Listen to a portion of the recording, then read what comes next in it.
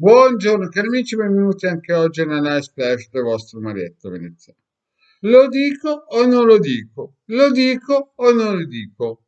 E questo il dilemma, perché oggi, non parlando con Ilde, perché Marietto veneziano non parla mai con Ilde Gadda, però diciamo così, confrontandoci con delle tematiche, mi viene il dubbio amletico, lo dico o non lo dico? E che cos'è che dovrei dire?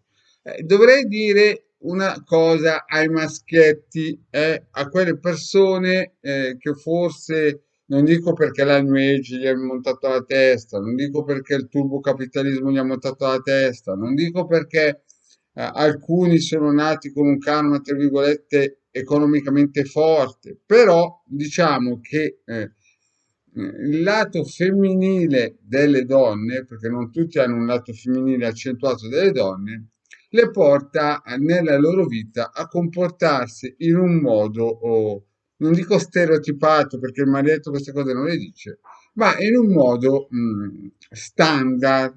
E cosa intendo? No, questo è un video più che altro per i maschietti, e qui vedete che c'è già il circuito radionico per allontanare lo spirito di povertà, ma non si intende lo spirito di povertà economico, si intende lo spirito di povertà mentale, cioè allarghiamo, apriamo le tapparelle delle finestre che sono nel cervello e cerchiamo di vedere un po' come stanno le cose. E come stanno le cose? Beh, ho già raccontato come è nato il detto cornuto. mm? Perché si parla dei cornuti, no? Perché nell'antichità, nelle tribù, no, nei villaggi, non esistevano le corone di diamanti, d'oro, esistevano praticamente i copricapi in cui si usavano delle corna di cervo, no? O delle corna di animali.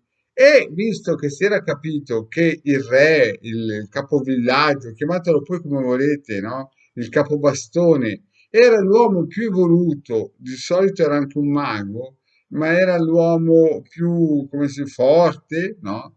Di solito il primo rapporto sessuale che si aveva nel villaggio prima del matrimonio era proprio per farsi iniettare il corpo eterico, chiamatelo poi come volete, le forze eteriche, i bovis del capo villaggio, che era chiaramente un uomo che aveva un copricapo con delle corna. E quando succedeva questo, praticamente il capovillaggio metteva fuori dalla sua tenda la corona a forma, cioè con le corna magari di cervo.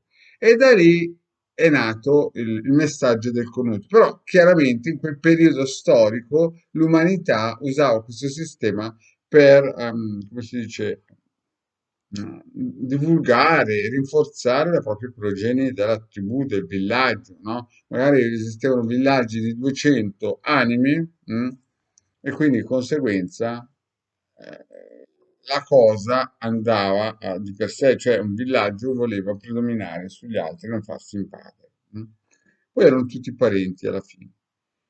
Passa il tempo e il cornuto ha cambiato significato e però la donna cerca sempre di poter allungare, rinforzarsi a livello di subconscio la propria progenie.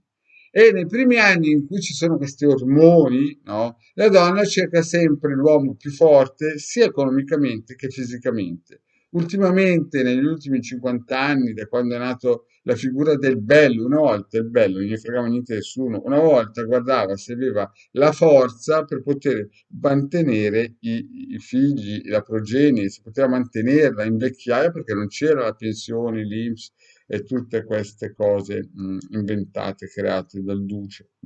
Il duce non era ancora nato.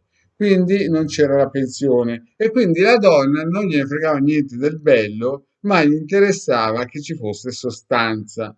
Oggigiorno il duce non c'è più, però ha lasciato in eredità la pensione, le persone possono avere la pensione, però la donna, quando è giovane, cerca sempre la persona che gli dia una sicurezza sia materiale e in questo periodo storico anche fisica, estetica e via dicendo.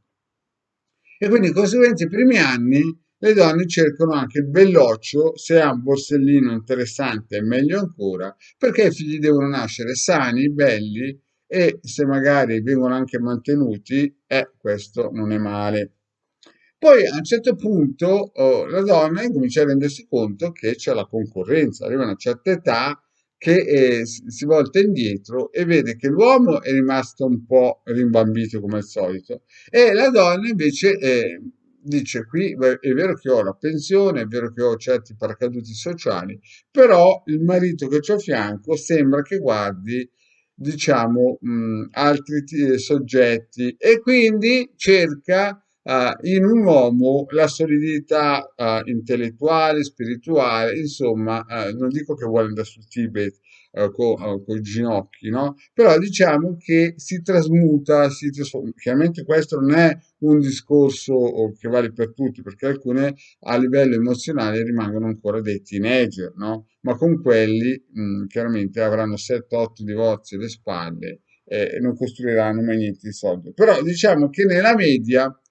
questa è la storia di questo periodo storico. Una volta non esisteva questo periodo storico perché 70-80 anni fa le donne sfornavano 13-14 figli che poi era l'assicurazione sulla pensione della vecchiaia. Oggigiorno invece si fanno chiudere le tube, no? E o mettono a spirale e dopo 2 o 3 figli, tutti a casa e si aspetta la pensione a 65 anni. E quindi si è cambiata, si è modificata la percezione, però alla fine il sistema è lo stesso. In questo periodo storico la donna, dopo una certa età, quando sfiorisce, come si dice, la bellezza, se c'è l'intelligenza può solo migliorare, ma se non c'è l'intelligenza, cari miei, sono dolori, perché a questo punto, insomma, sapete un po' come è la storia. Allora, cosa consiglia il Marietto? Perché chiaramente io sto parlando di persone che non sono gente che guarda le pile Marietto, perché io so per certo, e qui lo dico e qui non lo nego, che chi guarda le pillole di Hildegard Marietto Veneziano è una persona sicuramente nel cammino della verità. Quindi, per aiutare, no, in questo cammino, io vi consiglio questo circuito che serve proprio per allontanare questi spiriti di povertà per vedere subito bene chi è o cercare subito l'anima gemella. Se no rischiate di fare dei figli con gente che sembra che abbia il porsellino o l'aspetto fisico sano e poi vi trovate al posto di avere nel garage una Ferrari, una 500 diesel di 70-80 anni fa, pensando di aver fatto l'affare. Quindi questo è un circuito anche per i maschietti, allontanare lo spirito di povertà e indirettamente si va a cercare l'anima gemella. Bene, cari amici, grazie per avermi ascoltato e alla prossima, ciao.